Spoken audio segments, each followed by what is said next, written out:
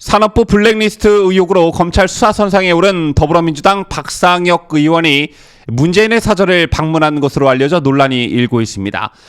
문재인 정부 청와대 행정관 출신인 박 의원은 청와대 근무 시절 박근혜 정부가 임명했던 산업통상자원부 산하기관장들에 대한 자료를 산업부에 넘긴 의혹을 받고 있는데요.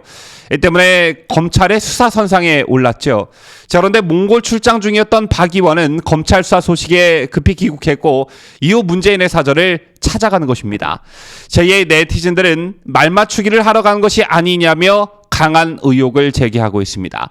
부적절해 보이는 박상혁 의원의 문재인 사저 방문 소식 발빠르게 전달해드립니다.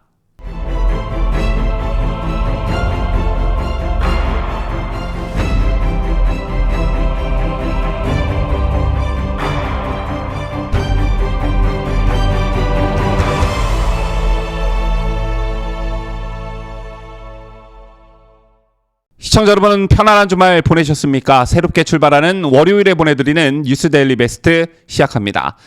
지난 15일이었죠. 국민적 관심을 모은 백운규 전 산자부 장관에 대한 구속영장이 기각됐습니다.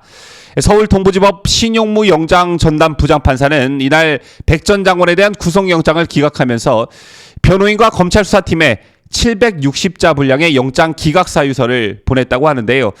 이를 토대로 서울 동부지법은 그날 저녁 언론에 330자 분량의 영장 기각 사유 요약본을 발표했습니다. 자, 그 핵심 내용, 즉 영장이 기각된 사유를 좀 먼저 보시겠는데요.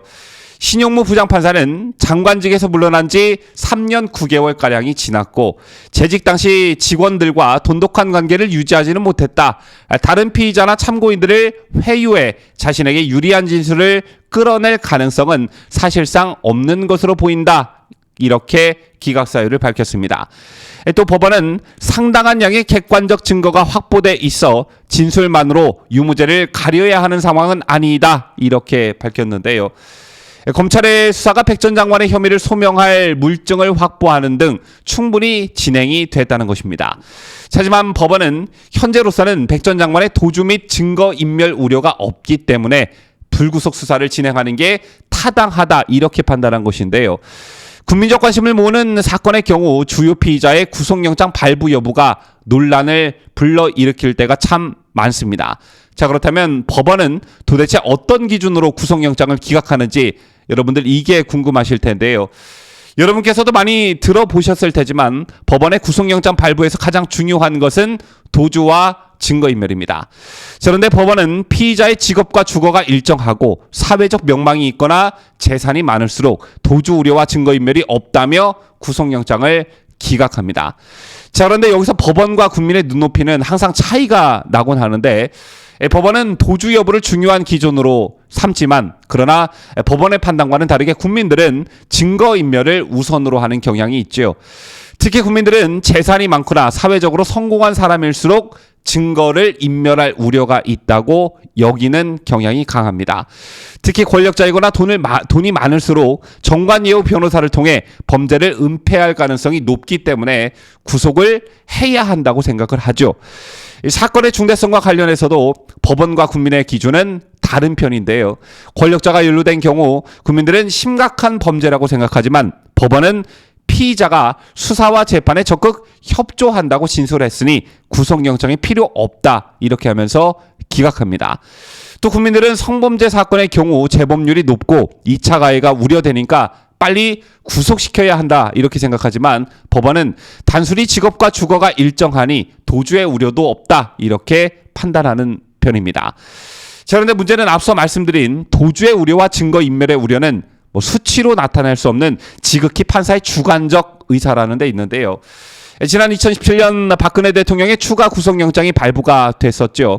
1심 구속기간이 끝난 데 따른 것이었는데 이때 법원은 박근혜 대통령이 증거인멸의 염려가 있기 때문에 구속 이유와 필요성, 상당성이 인정된다고 밝혔습니다.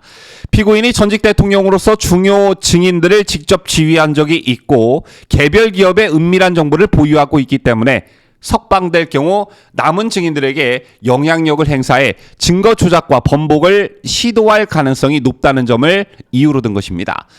하지만 당시 우파 진영에서는 박 대통령이 전직 대통령이라는 점을 들어 도주의 우려가 없고 이미 상당 기간 구속된 상태로 수사와 재판이 진행되어 왔기 때문에 증거인멸 가능성도 없는 것 아니냐 이렇게 반발하면서 어쨌든 큰 반발 여론이 있었던 것으로 제가 기억하는데요. 전직 대통령에 대해선 이 같은 이유로 구속영장을 발부하고 전직 산업부 장관에 대해선 도주 및 증거인멸의 우려가 없다는 이유로 구속영장을 기각하고 이처럼 기준이 애매모호하다 보니 항상 구속영장 발부 여부에 따라 큰 논란이 되고 있는 것입니다.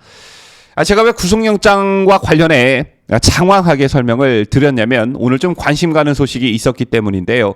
제른바 산업부 블랙리스트 건과 관련해 백운규 전 장관 말고 또 다른 인사가 검찰의 수사선상에 올라가 있죠. 바로 더불어민주당 박상혁 의원인데요. 문재인 정부 청와대 행정관 출신인 박 의원은 청와대 근무 시절 박근혜 정부가 임명했던 산업통상자원부 산하 기관장들에 대한 자료를 산업부에 넘긴 의혹을 받고 있습니다. 박 의원이 청와대의 의중을 산업부에 전달하고 이후 산업부가 산하 기관장들에게 강제로 사표를 받거나 사퇴를 종용했다는 게 검찰의 판단인데요. 자, 그런데 산업부 블랙리스트 의혹으로 검찰 수사선상에 오른 더불어민주당 박상혁 의원이 최근 문재인의 양산사저를 방문하는 것으로 알려졌습니다. 몽골 출장 중이던 박 의원은 검찰 수사 소식에 급히 귀국했고 이후 문재인을 찾아간 것인데 이에 네티즌들은 말맞추기를 비롯한 곧 있을 수사를 대비하러 간 것 아니냐며 강한 의혹을 제기하고 있습니다.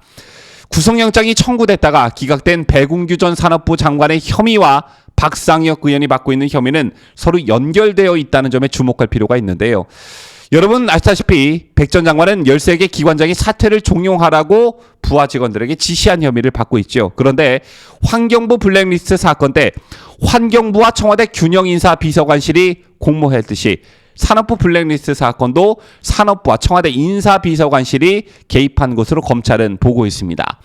이 중심에 박상혁 의원이 있다는 것인데 이 사람이 몽골에서 귀국하자마자 문재인 사저로 달려간 것입니다. 물론 표면적으로는 여러 의원들과 함께 갔고 농사를 도와준다는 자원봉사 명목으로 갔지만 국민들의 시선은 따갑기만 한데요.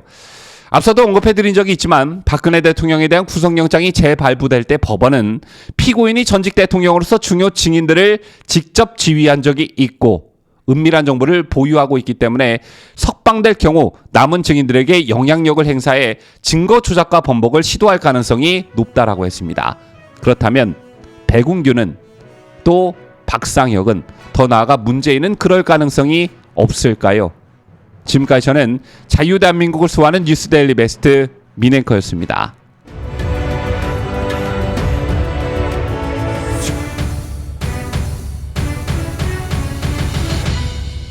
함께해요. 뉴스데일리 베스트.